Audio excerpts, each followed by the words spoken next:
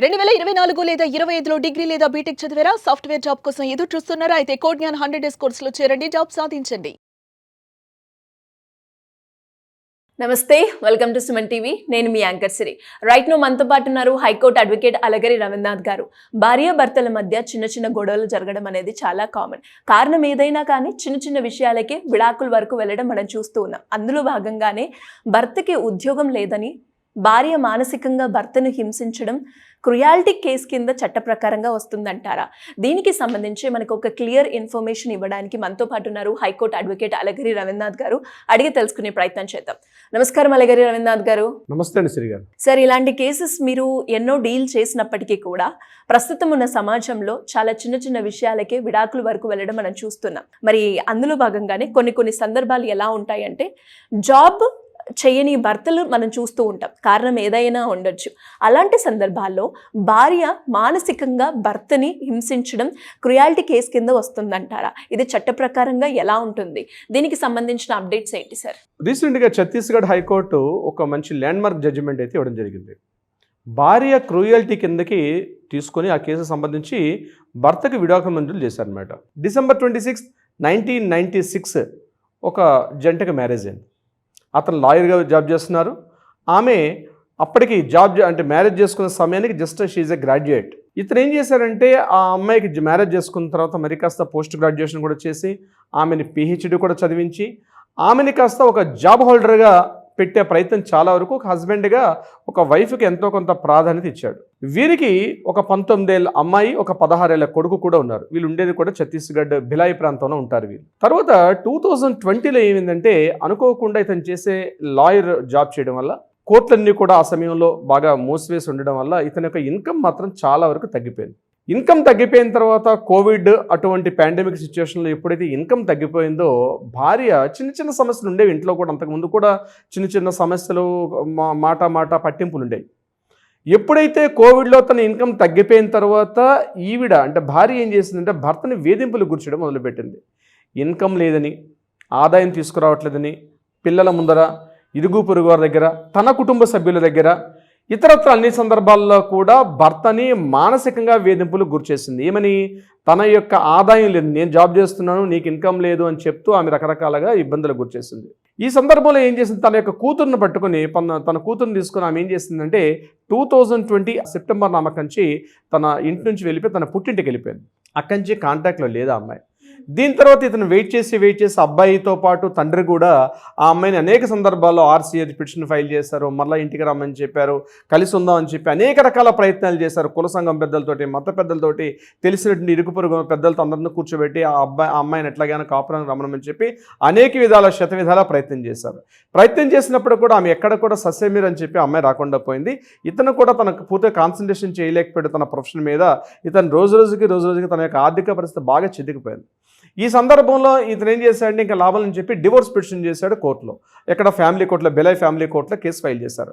Family కోర్టులో case file చేసిన తర్వాత ఫ్యామిలీ కోర్టు ఈ యొక్క కేసు విచారణ అంతా చేసిన తర్వాత ఇతను అంతకుముందే RCA పిటిషన్ వేశాడని, భార్య మళ్ళా పుట్టింటికి కోరుకుంటున్నాడు కాబట్టి ఈ విడాకులు మంజూరు చేయడం కుదరదు, ఎందుకంటే గ్రౌండ్ రియాలిటీస్, ఈ కేసుకు సంబంధించిన గ్రౌండ్ రియాలిటీస్ లేవు, ఆ అమ్మాయి సరిగ్గా స్పందించట్లేదు, ఆ ఒక కారణంతో ఆమెను చూపించడం, ఎస్పెషలీ ఈ యొక్క మానసిక వేధింపులు అనేటువంటి దాన్ని మేము పరిగణలో తీసుకొని కేసు డివోర్స్ ఇవ్వడం అనేది మేము మంజూరు చేయాలని చెప్పి ఫ్యామిలీ కోర్టు ఏం చేసిందంటే డివోర్స్ మంజూరు చేయాలి.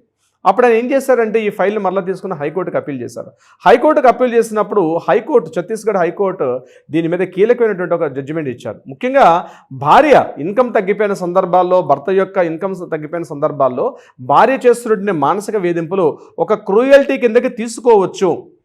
దీనిని ఉదాహరిస్తూ కానీ సరైన ఆధారాలు కానీ మనం ప్రవేశపెట్టగలిగితే తప్పనిసరిగా విడాకులు మంజూరు చేయడం కోసం చెప్పి భార్య చేస్తున్న మానసిక వేధింపులు, అంటే ఉద్యోగం లేదని చెప్పి, ఆదాయం లేదని చెప్పి, ఇన్కమ్ లేదని చెప్పి, ఇతరత్ర ఏ రకమైన లేదని కారణాలు చూపుతూ భార్య కానీ మానసిక వేధింపులు గురిచేస్తే ఆ మానసిక వేధింపుల్ని ఒక సాకుగా చూపించి భర్త విడాకులు పొందే అవకాశం ఉంది అని చెప్తూ ఈ కేసులో వారికి ఏం చేశారంటే విడాకులు మంజూరు ఆ ఛత్తీస్గఢ్ హైకోర్టు మంజూరు చేశారు. అంటే గ్రౌండ్ రియాలిటీ ఇక్కడ ఏంటి అంటే, ఇది క్రూయల్టీ కిందకి రాదు అని చెప్పి ఫ్యామిలీ కోర్టు చేసినప్పుడు ఇది క్రూయల్టీ కిందకి వస్తుంది అని చెప్పి ఇక్కడ హైకోర్టు, ఛత్తీస్గఢ్ హైకోర్టు ఈ కేసుని డిస్కస్ చేసిన తర్వాత, అంటే భార్య మానసిక వేధింపులు గురి చేస్తే కూడా అది మనం చట్ట ప్రకారంగా అది నేరం కాబట్టి భర్త ఆ రకంగా మానసిక వేధింపులకు గురైపోయి సామాజికంగా, మానసికంగా, ఫైనాన్షియల్గా అనేక రకాలుగా తన వృత్తిలో తను ఎటువంటి నైపుణ్యం సాధించకుండా అనేక రకాలుగా హింసకు గురి కాబడుతున్నాడు. సో దీనిని ఆధారంగా చూపించి వాళ్ళ మధ్య విడాకులు మంజూరు చేసి చేయడానికి అవకాశం ఉంటుందని చెప్పి ఛత్తీస్గఢ్ హైకోర్టులో జస్టిస్ రజనీ దుబే, అదేవిధంగా కిషోర్ గారు వాళ్ళు జస్టిస్లుగా ఉన్నటువంటి ఆ హైకోర్టు ధర్మాసనం ఈ యొక్క కీలక తీర్పునైతే ఇవ్వడం జరిగింది. సో ఇది మనకి ల్యాండ్ మార్క్ అని ఎందుకు మనం మాట్లాడుతున్నాం అంటే, అనేక కేసులు భార్య ద్వారా వేధింపులకు గురవుతున్నటువంటి అనేక మంది భర్తలు ఈరోజు చాలా ఇబ్బందులు పడుతున్నారు. చిన్న చిన్న కారణాలు కూడా వేధింపులకు గురవుతుంది. అంటే భార్య చెప్పపెట్టకుండా పుట్టింటికి వెళ్ళిపోవడం, ఎందుకు వెళ్ళిపోయిందో తెలియదు, రమ్మనమని అంటే నేను రానని చెప్తూ మొరాయించుకుంటా ఇంట్లో కూర్చోవడం. ముఖ్యంగా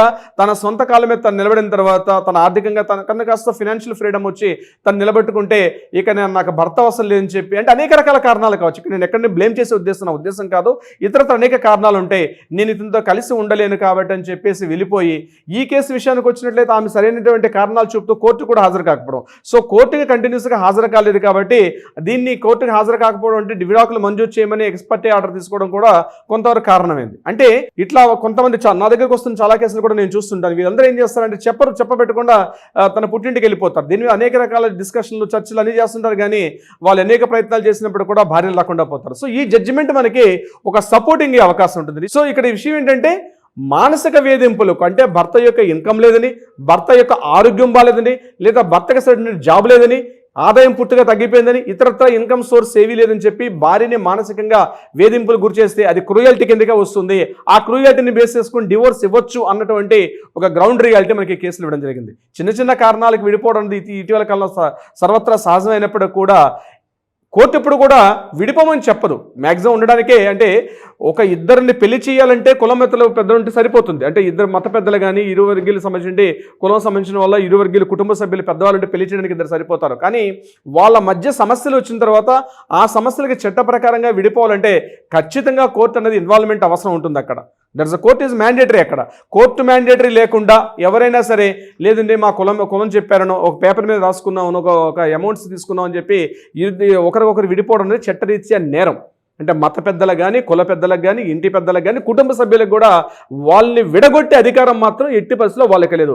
కేవలం చట్ట ప్రకారంగా మాత్రమే విడాకులు తీసుకోవాలి. కానీ కలపాలంటే మాత్రం పెళ్లి మాత్రం చట్టబద్ధంగా జరగాలంటే ఇక్కడ రిజిస్ట్రేషన్ సర్టిఫికేట్ చేసుకున్నా చేసుకోకపోయినా ఇంటి ఇరువర్గీయుల కుటుంబ సభ్యులు, ఇంటి పెద్దవాళ్ళు ఉండి మన యొక్క కస్టమ్స్, వాళ్ళ యొక్క ఆచార సంప్రదాయాల ప్రకారం ఏ సంప్రదాయాలు ఉంటాయో, ముఖ్యంగా అగ్నిహోత్రం చేసుకోవడం కానీ, ఇట్లాంటి అగ్నిహోత్రం, జీలకర్ర బెల్లం పెట్టుకోవడం, సప్తపదులు తిరగడం, ఇటువంటి ప్రాథమికంగా ఉన్నటువంటి ఆచార సంప్రదాయాలతో పెళ్లి జరుపుకోవచ్చు.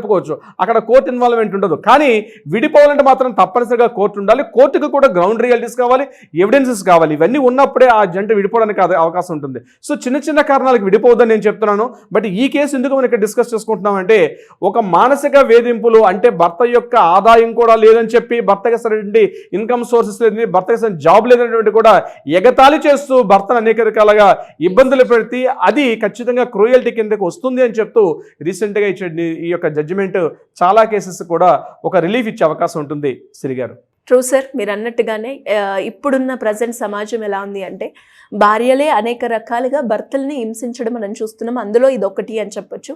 ఇలా ఎవరైనా కూడా భర్తలు, సార్ మేము ఈ పరిస్థితుల్లోనే ఉన్నాము, ఇలాంటి సిచ్యువేషన్లో మాకు ఒక సొల్యూషన్ కావాలి అనుకునే వాళ్ళు ఎవరైనా కూడా మిమ్మల్ని అప్రోచ్ అవ్వాలి అంటే ఎలా ఉంటుంది సార్? ఎవరైనా సరే, ఎక్కడ వారైనా సరే కింద స్క్రోల్తో నెంబర్ని కాంటాక్ట్ చేయండి, లేదా వాట్సాప్ చేయండి. తప్పనిసరిగా మా లీగల్ టీం మీకు అప్రోచ్ అవుతారు. బట్ ప్రయారిటీ అపాయింట్మెంట్ తీసుకోండి, తప్పనిసరిగా వచ్చి కలవండి. మీకు ఎటువంటి సమస్య, ఫ్యామిలీ పరంగా కానీ లేదా ఏదైనా ప్రాపర్టీ సంబంధించిన ఎటువంటి సమస్య ఉన్నా తక్షణమే కాల్ చేయండి. లీగల్ సావరన్లో ఇప్పుడు మీకు అందుబాటులో ఉంటుంది. Thank you sir, thank you so much. Thank you so much Shri గారు. సుమన్ టీవీలో మీ పర్సనల్ అండ్ బిజినెస్ ప్రమోషన్స్ కోసం కింది నెంబర్కి కాంటాక్ట్ చేయండి.